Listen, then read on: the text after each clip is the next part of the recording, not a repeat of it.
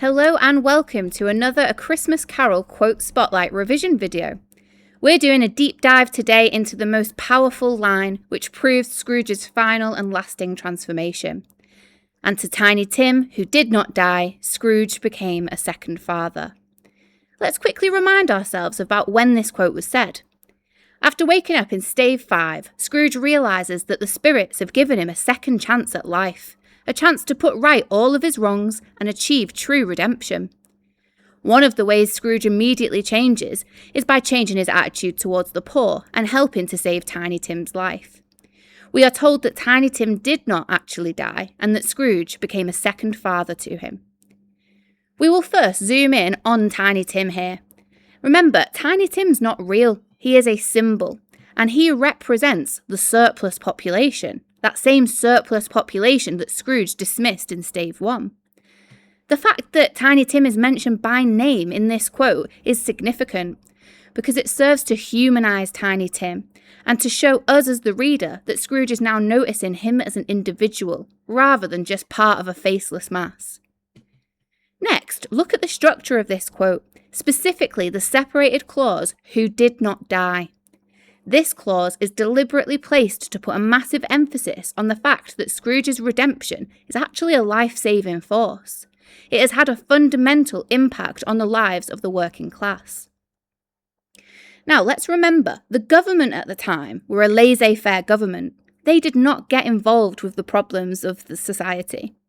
This reassures the reader that despite that, people can still contribute to helping others, and small changes can have a huge impact.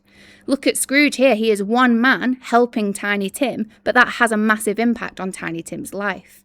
We are learning here that individual generosity can succeed where policy fails. Finally, the most powerful piece of metaphorical language is when we are told that Scrooge became a second father. Father connotes care and protection, showing that Scrooge has become a paternal figure to Tiny Tim, and now realises the warmth and positivity that surrounding yourself with others can bring. He's embracing family now, embracing togetherness, both things that he has previously shunned. However, to really send your analysis to the next level, you can include an alternative interpretation for second father.